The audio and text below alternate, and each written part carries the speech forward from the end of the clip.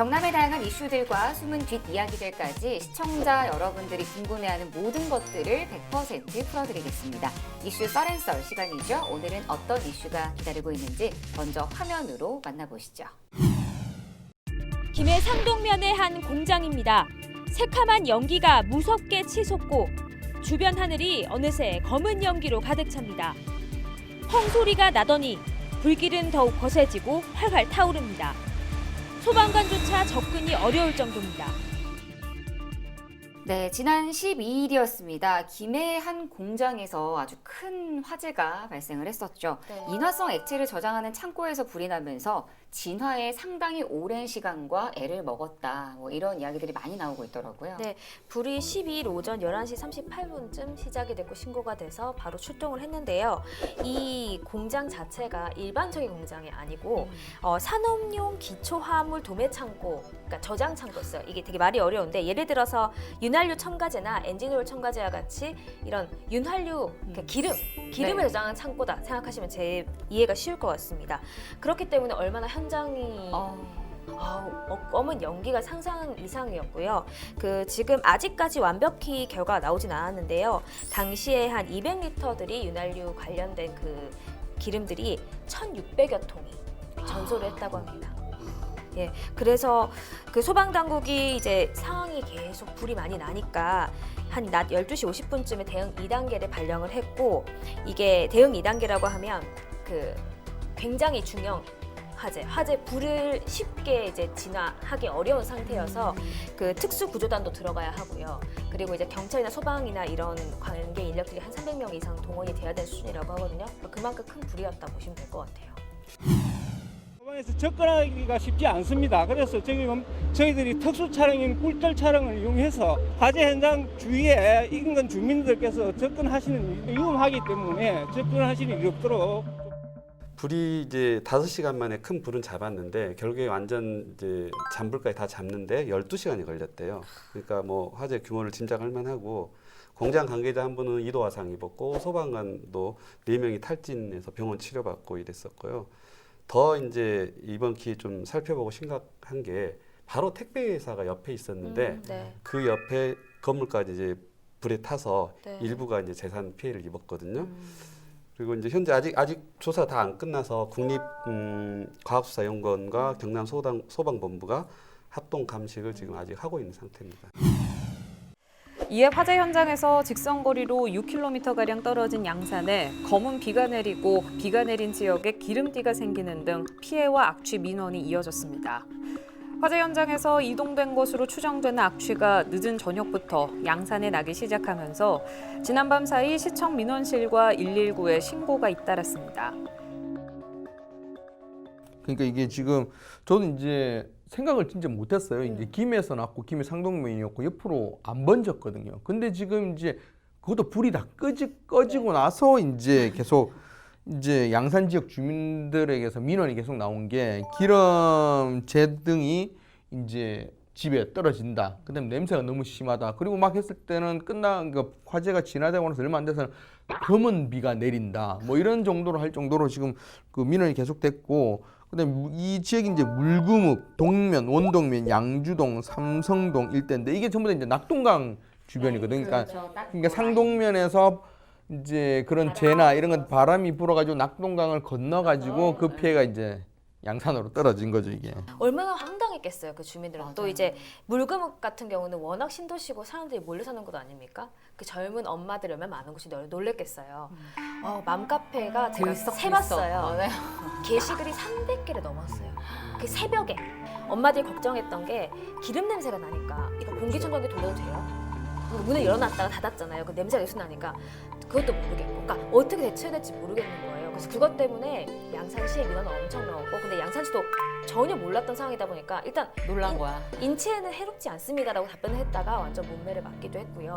그때 이제 얘기를 들어보면 그 현장을 그 양산시장이 현장을 갔다고 하더라고요. 네. 현장을 가고 했는데 그러고 나서 이제 김해 시의장 이제 송윤희 의장한테 들었었는데 그 시장님 전화가 왔대요.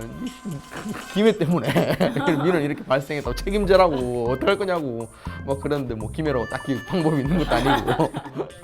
근데 이렇게 위험 물질을 다루는 공장에서 일어나는 화재 사건은 김해뿐만 아니라 뭐 여러 곳에서 계속 발생을 하고 있는 것 같아요. 근데 지난해에도 경남에서 몇 차례 이런 화재들이 있었던 걸로 제가 알고 있었거든요. 네, 일단 한림면에 또 플라스틱 공정 화재가 지난해 5월에 한 번 있었는데 이제 주변에 폐기물들이 많으면서 많이 확산이 되고 야산까지 이제 번질 우려가 있었어요. 그래서 한림면 진영읍 봉화마을까지 크게 번졌었고요. 똑같이 대응 2단계 발령된 상황이었고요. 인명 피해는 다행히 없었는데 9억 5천만 원의 재산 피해가 났다고 합니다. 그 당시에 화재가 난 공장 맞은편 인쇄 공장에도 이제 불똥이 튀어가지고 다행히 이제 뭐 인화성 물질 잉크 보관 창고 한 절반 정도밖에 안 탔었는데 이게 정말 상상을 해보면 굉장히 위험한 거고 아까 말씀하신 그 휘발성 유기 화합물이라는 게 전부 이게 휘발해서 없어질 때까지 기다려야 되는 거거든요. 그래서 이런 특수 물질에 관한 것들은 정말 이제 어떤 그 가이드라인 같은 게 꼭 필요한 거죠. 이게 지난해 7월이죠. 삼낭진읍에서도 이제 공장에서도 이제 화재가 났었는데 이때는 이제 마그네슘 또 공장이거든요. 마그네슘 공장 이게 굉장히 위험하더라고요. 마그네슘이라는 거는 이제 뭐 보도가 많이 돼가지고 뭐 많은 분들이 좀 알고 계시겠지만 물이 닿으면 폭발하는 그런 이제 물질이어가지고. 그러니까 이게 마그네슘을 이제 인한 화재를 불을 끌려면 이게 그냥 이렇게 할 수 있는 게 아니더라고요. 물을 뿌릴 수도 없고 그다음 모래인데 모래도 젖은 모래는 안 되고 마른 모래를 뿌리고 이렇게 해야 돼가지고 이게 지난해 굉장히 어려움을 많이 겪었던 사건들이 꽤 있습니다. 멀리서 촬영한 열감지 카메라에 온도가 500도씨나 올라갔습니다. 주변으로 유독가스까지 퍼지고 있어 소방관이 접근하기도 쉽지 않습니다. 굴삭기 같은 중장비로 불을 끄려고 해도 기계 일부가 녹아 이마저도 쉽지 않습니다. 불이 붙은 가연성 금속에 물을 뿌리면 폭발할 위험도 있어 일반 소화 장비로는 손을 쓸 수도 없는 상황입니다. 현장에 갔었는데 기다리고 계시더라고요. 그러니까 그 공장주분이 이제 더 이상 모래가 부족하기 때문에 모래를 일단은 외벽 같은 데 쌓아놓고 번지지만 않게 놔두고 다 전소될 때까지 기다리고 있다고. 그냥 집이 불타는 걸 보고 있어요. 이렇게 말씀을 공장주분들이 하셨거든요. 저 어렵다. 근데 아까 교수님이 말씀해 주셨던 것처럼 이런 위험 물질을 다루는 공장들이 관리부터가 일단 철저하게 조금 돼야 될 것 같아요. 그죠? 지금 제가 보기에는 그런 어떤 대응 지침 같은 게 너무 허술하고요. 네. 경남 소방본부에 따르면 이 마그네슘처럼 금속을 다루는 업체가 70곳으로 경남에 추정이 되는데 2015년부터 작년까지 이런 금수성 화재가 27건이 났는데 거기에 대한 매뉴얼이 지금 제대로 없다는 거죠. 이 매뉴얼이 없다는 게 매뉴얼이 있어야지 그러니까 법령이 있어야지 예산이 나옵니다. 그래서 예산이 있을 때 그 예산을 가지고 끌 수 있는 대비를 할 수 있는데 마그네슘 같은 경우도 마른 모래가 필요한데 마른 모래가 뭐 적당히 있는 게 아니고 많이 있어야 돼 한꺼번에 덮으려면. 근데 이제 예산이 없다 보니까 마른 모래를 구할 수가 없고 그럼 부랴부랴 한 게 모래를 끌어모으면 젖은 모래들이 막 나오고 저런 모래가 있으면 오히려 더 폭발하니까 쓰지를 못하고. 그러니까 아까 장 기자가 얘기했던 것처럼 그냥 펜스 치고 그냥 다 마그네슘 탈 때까지 기다리는 거예요. 그러니까 이런 부분이 문제가 돼서 금속성 화재에 대해서 이런 법령이나 관련 법을 좀 개정하는 게 필요하고 그리고 또 하나 문제가 이제 건물끼리 굉장히 폭이 좁은 거 그다음에 일반 불에 타기 쉬운 이제 샌드위치 패널을 많이 써가지고 불이 한번 났을 때 확산이 되기 쉽다는 그러니까 주변으로 확산될 가능성이 굉장히 높다는 것도 큰 문제 중 하나입니다. 지금 이제 이런 종류가 아까 뭐 휘발성 유기화합물 이야기도 했는데 이런 것들 다 총칭해서 자연 발화성 물질이라고 하거든요. 휘발성이 이제 뜨거워지면 그냥 발화가 되는 거예요. 그리고 금수성 물질. 아까 용어 정리부터 해야 되고 법부터 만들어야 된다고 했는데 그래서 제가 일부러 단어를 다시 재정의를 해드리는데 이렇게 화재나 폭발에 상당히 위험한 물질들이 이제 관리하는 어떤 매뉴얼이나 예방책이 필요하는데 며칠 전이었죠. 레바논에서 그 대형 폭발 사고 168명이 죽었나요? 이게 거의 유사한 폭발이거든요. 이 종류에. 이런 일이 사실 우리 지역에서 일어나지 말은 거의 없거든요. 그래서 미리 대책을 해야 되는데 경남에서는 특수물질 화재에 대한 대처 가능한 소방서가 지금 한 곳밖에 없고 그것도 동쪽에 치우쳐져 있어서 아까 말씀드린 것처럼 서부에서 일이 터지면 방법이 없는 속수무책인 상황입니다. 뭐 앞으로도 좀 위험물질로 인한 화재의 안전 대책에는 조금 더 철저하고 촘촘하게 저희가 대비를 할 수 있도록 많은 준비가 필요해 보입니다.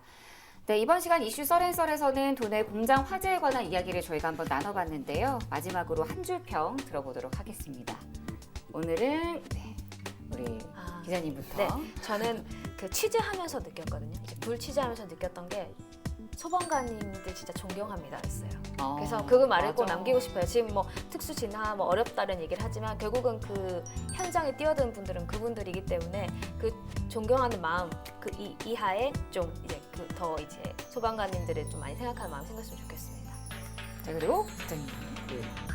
불하면 이제 옛날 저희 국민학교 때부터 나왔던 표 중에는 꺼진 불도 다시 보자 이런 게 있는데 저는 좀 바꿔보겠습니다. 꺼진 불도 어차피 꺼진 불이 아니고 하니까 꺼지기 힘든 불도 다시 보자. 이게 사실은 유류도 그렇고 금속성 화재도 그렇고 굉장히 끄기 힘든 불이거든요. 일반적인 방법으로는. 그래서 꺼지기 힘든 화재에 대해서는 대비가 좀 더 돼야 될 것 같아서 꺼지기 힘든 불은 꼭 다시 보자.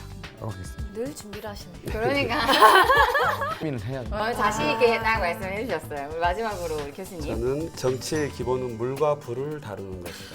도시를 만들거나 건축을 할 때 제일 먼저 불이 들어옵니다. 네. 전기하고 가스가 들어오고 실제로 그래요.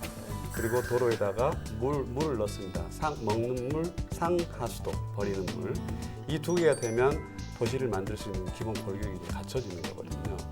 그렇기 때문에 치수 너무 당연하고 가장 기본이 되는 이런 것들 불은 철저히 해야 되고 대통령이나 정치인들이 가장 우선시 여기는 정책이 되었으면 좋겠습니다.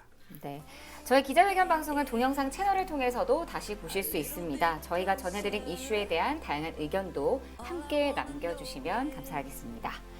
네, 뜨거운 가슴과 차가운 시선으로 도민 여러분들을 위해서 눈치 보지 않고 속 시원하게 할 말은 하겠습니다.